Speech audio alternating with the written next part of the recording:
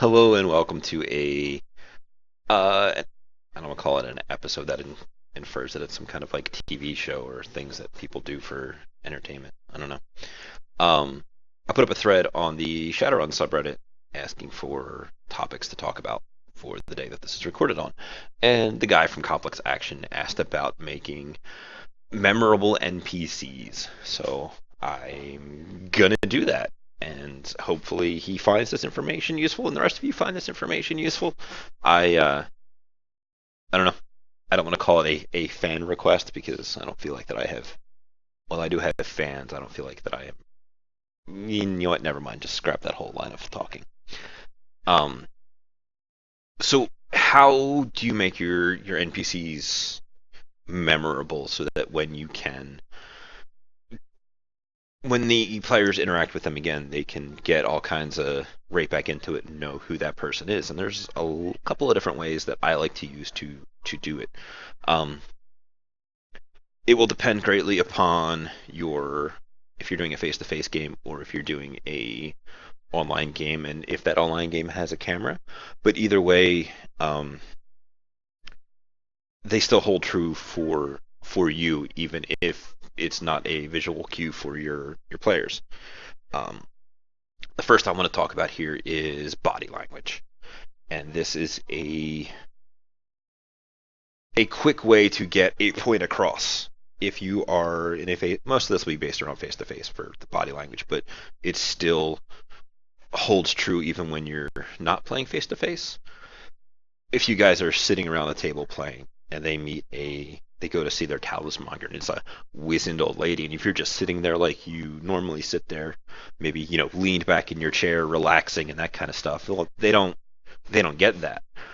But if you sit forward in the chair, hunch your shoulders, lean your head over, and kind of crinkle up your hands as you talk to them, you take on this visage of an older person who is ravaged by the haggards of time. That's probably the wrong phrase, but I'm going to roll with it. It also begins to put you in the right mindset if you are, um,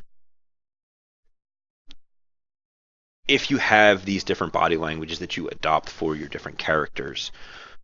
When they go to interact with them, and you remember Talismonger, cranky or not a wizened old hag, and they go like, all right, so I'm going to call them up, and then instead of sitting there and having the conversation, you return to that body language.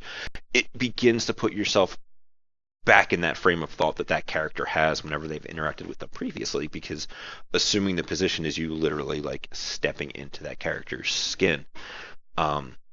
This will go basically hand in hand with the next section, and that's going to be voices. Um, Voices and body language are your two big indicators that this is not the game master that they are talking to. This is somebody else in the world. You can do a lot of different things. Many people don't like doing voices, but voices can add a lot. I'm I can't obviously show you because I don't have a camera, but as of right now, I'm sitting here talking to you normally, and if I were to say, "I'll get you my pretties and your little dog too," that sounds kind of lame. But then when I do that hunch over and I kind of crinkle out my hands and I get that wicked witch voice, like "I'll get you my pretties," it takes on a completely different um, personification in the players' minds. Developing uh, different voices and different body language um, for your different characters. Like if once again, face to face, if every time they go to talk to this one troll, you decide to stand up and kind of loom over the table, it changes the orientation of where your voice is coming from to your players, because they are sitting, you are now standing, so it's coming from much higher, which is where a troll's voice is going to be coming from, because they are 10, 11, 12 foot tall. They're huge. You're just like, and then he kind of leans over you and gives you the long, hard look, and you're presenting your body language in that state, as I go to do, which I'm sure looks really weird to my girlfriend as I uh, talk to you guys, and she's watching TV. Um, Combining the two things is a fantastic way to give these people life, because now when, even if you're not saying anything, but you have adopted that pose, your players know who they're talking to. They'll see you shoulders hunched, hands crinkled, and kind of like giving the crazy eyes to them around the table, and they're like, all right, they're having that conversation there in character, and she's still sitting there watching. It keeps them in that moment of, we are in this talismonger shop full of incense and smoke and strange dried herbs and all that other kind of stuff. If they are trying to get into a club and you stand up to be the troll bouncer, and they're kind of like looking around, it's like, what do you guys do? He's like, remain standing. Even if you're even if you're doing it online and stuff, it can help you to remember. Try doing a snooty rich person's voice, and then try doing it by taking your head and just kind of tilting it up a little bit, and see how much more that kind of breaks forward to you. Yes, indeed. It not only has the physical effect of stretching your vocal cords in a slightly different fashion, or your throat, or any of that kind of stuff, which I don't know if actually does anything physically, or if it is just a frame of mind that it puts you in.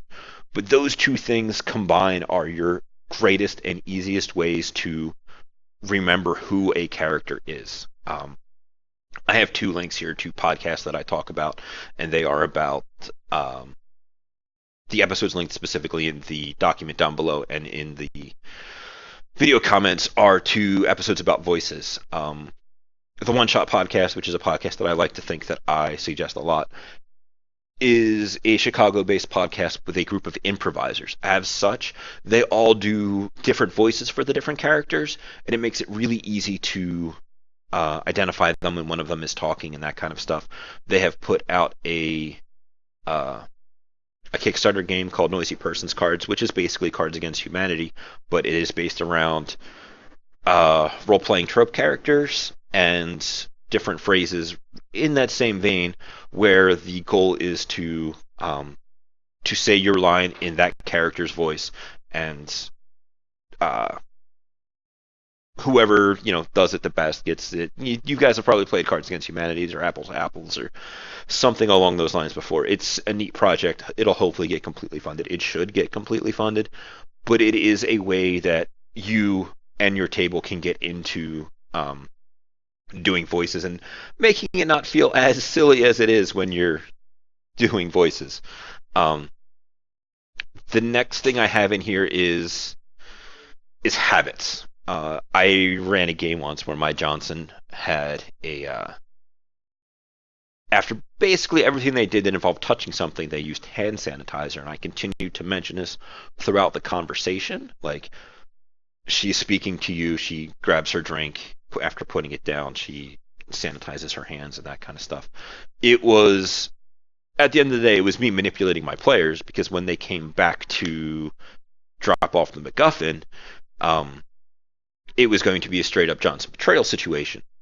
And the Johnson was going to sanitize their hands with a DMSO chemical compound, and then shake the hands of one of the runner, taking them out of the fight, was the intention. So I spent the time during the meet playing up the fact that they are rubbing their hands back and forth, and they're doing things with sanitizer, adding a small habit that is persistent. Let's say one of them has a knight errant contact, and they're talking to them on the phone. It's like, and you hear the distinct sound of a match being lit, and the deep inhale of somebody doing that first pull off a cigarette, and then you guys have a conversation for a couple of minutes in character about stuff and trying to figure things out, and then somewhere later on in that conversation, you hear the distinct sound of a match being struck and that first pull of a cigarette. This guy is a chain smoker. All of a sudden, you think of Detective Shaw, or whatever his name is, and you know that he is a smoker, because that is what happens every time you call him. Is you get that sound of a match being struck and the first pull on a cigarette. It's taking a singular aspect to a character and making sure that it is at the forefront of everything they do. If they ever go to meet Detective Shaw in person, he's going to smell of cigarettes and probably alcohol, because that is the semi-standard trope for your police officer, is smoking and whiskey and smoking and whiskey and so on and so forth. So having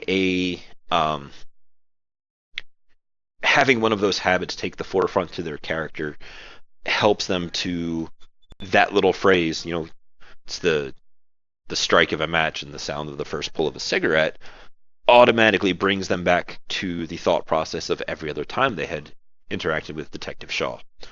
Um, my other suggestion here is vices. And vices are a little more difficult because they can fall into habits or other things. But um, when your characters call up a contact or interact with another NPC on the regular, develop some vices for them. See what they like to do for fun. If you have a guy who is, let's say he's into extreme sports, and the runners call him up, it's like, okay, he is base jumping off of ruined buildings in Redmond today. And they call him up, he's like, yo, I can't really talk, I'm falling, and that kind of stuff. Or, maybe he's out doing water skiing and you hear this constant sploosh, sploosh, sploosh of the boat slapping against the waves in the background of his comlink. Maybe he invites the runners to go do some of this crazy stuff. Maybe it's like every time they call him up, he has some wild and crazy adventure that this character is going on. At the same time, it could be something of, let's say it is like a kind of a stay-at-home, boring, everyday contact.